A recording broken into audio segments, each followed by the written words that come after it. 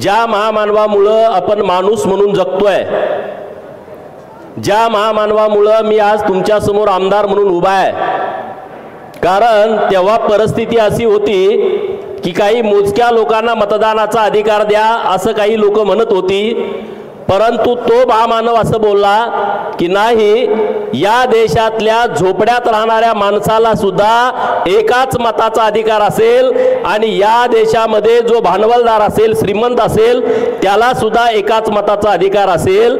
अशा महामानवाच्या बाबत त्यांचा सुद्धा बाप बाबासाहेबच आहे, म्हणजे बाबासाहेब म्हणून त्यांना मताचा अधिकार आहे, तरी सुद्धा ते आता चुकीच्या पद्धतीनं बाबासाहेबांच्या प्रतिमेची विटंबना देशामध्ये, महाराष्ट्रामध्ये वेगवेगळ्या ठिकाणी करतायत. अशा सर्वांना उत्तर देण्यासाठी आज आपल्या अहिल्यानगर शहरामध्ये ही आपली सभा आहे. आणि या सभेमध्ये ज्यांनी आता आपल्याला मार्गदर्शन केलं ते जिहादींचे बाप माननीय आमदार, बाप म्हणजे कसं ठोस्यास ठोसा म्हणून बाप, माननीय संग्राम भैया जगताप व्यासपीठावरती उपस्थित आहेत, माननीय सागर बेग, माननीय वाल्मिक अण्णा निकाळजे, माननीय नानासाहेब वाघमारे आणि तुम्ही सगळेजण इतक्या मोठ्या संख्येनं आपण उपस्थित आहात. खरं तर उशीर खूप झालाय सभेला, मी जास्तीचं बोलणार नाही, थोडक्या मिनिटामध्ये माझं मत व्यक्त करणार आहे.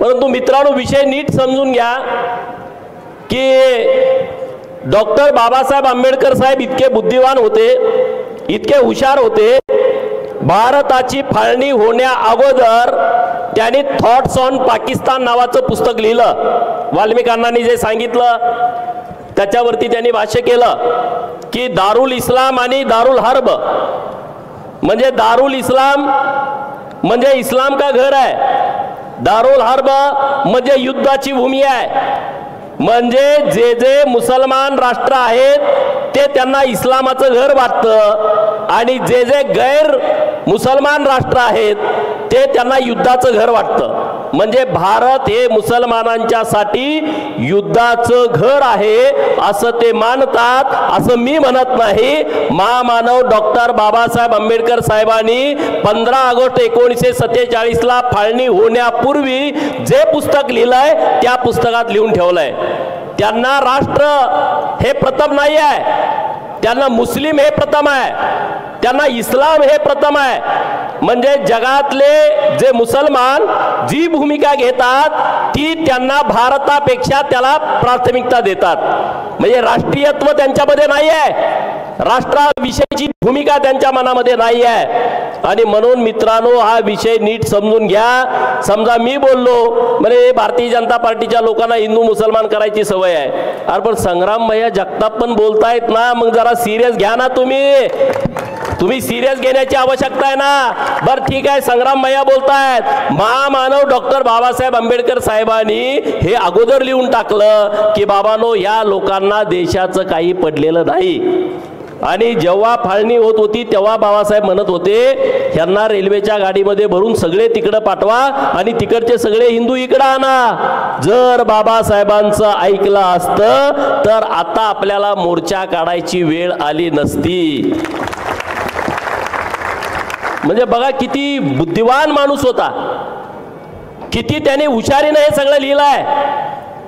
संग्राम भैयांनी जे उदाहरण तुम्हाला सांगितलं रंजन चौधरीचं, मी त्यात एक मुद्दा मांडणार आहे. रंजन चौधरी 5 वेळा काँग्रेसचे खासदार होते, मुसलमान त्यांना मतं देत होते. परंतु जेव्हा मुसलमानांना कळालं की आता आपली संख्या वाढलेली आहे तेव्हा त्यांनी त्यांचा पठाण नावाचा खासदार निवडून दिला. रंजन चौधरीला आणि काँग्रेसला कळालं पण नाही की 5 वेळा आलेला निवडून खासदार पडला कसा. पण त्याच्या पुढे जाऊन एक गमतीची गोष्ट आहे, आपले 11 हिंदू उमेदवार उभा राहिले होते, त्यांना 5 लाख मतं पडली. पठाण हे टीएमसी कडून उमेदवार होते, त्यांना 5 लाखाच्या वर मतं पडली. दुसरे 2 मुसलमान उमेदवार उभा राहिले होते, त्यांना फक्त 2500 मतं पडली. किती? आपल्या 11 हिंदूंना 5 लाख पडली, त्यातली 80,000 जर इकडे आली असती तर रंजन चौधरी निवडून आले असते. ते कुठल्या पक्षाचे गटाचे आपल्याला माहित नाही, पण दगडापेक्षा वीट मऊ. म्हणजे तुम्ही समजून घ्या मतदान करताना ते किती अत्यंत हुशारीने करतात. आता निवडणूक आलेत, आता काँग्रेसवाल्यांच्या बाजूने सगळे मुसलमान ठामपणे उभा राहिलेत. काँग्रेस बरोबर असणाऱ्या हिंदूंनी ठरवलं पाहिजे मुसलमान एक साथ तुमच्या बरोबर येतोय, आम्ही तुमच्या विरोधामध्ये जातो. सगळ्यांना ठरवलं पाहिजे ना, भूमिका घेतली पाहिजे. अरे भूमिका घ्या ना. अरे परवा ती डुकरं इथून बोलली, काय बोलली? आम्ही अहमदनगर बोलणार, अहिल्यानगर बोलणार नाही. तुमच्या जर नाही खुट्टा ठोकला तर तुम्ही आम्हाला नाव सांगा. कलेक्टर अहिल्यानगर यांना माझं आव्हान आहे, या अहिल्यानगर शहरात आणि जिल्ह्यात जेवढे मुसलमान म्हणतायत की आम्ही अहमदनगर म्हणणार, त्यांच्या दुकानावरती जर अहमदनगर लिहिलेल्या पाट्या असतील तर त्यांचा शॉप ऍक्टचा लायसन रद्द करून टाका. ही मोहीम राहा 15 दिवस. ज्यांच्या दुकानावरती ज्यांच्या दुकानाची बिल आहेत, पावती बुका, त्यांच्यावरती ज्याने अहमदनगर लिहिलं आहे त्यांचं लायसन रद्द करून टाका. माझं म्हणणं योग्य आहे का अयोग्य आहे तुम्ही सांगा, हात वर करून सांगा. योग्य आहे का अयोग्य? तुम्हाला अहमदनगर वाटतंय? अरे तुमच्या आता त्या दादागिरीच्या भाषा इथं चालत नाही. इथं कायद्याचं राज्य आहे. महाराष्ट्र सरकारनं निर्णय केला, केंद्र सरकारनं केला, अहमदनगरचं नाव खोडून टाकलं, अहिल्यानगर केलं, औरंगाबादचं नाव खोडून टाकलं, छत्रपती संभाजीनगर केलाय, तिकडे उस्मानाबादचं नाव बदललं, धाराशिव केलाय, तिकडे इस्लामपूरचा निर्णय घेतलाय, ईश्वरपूर केलाय.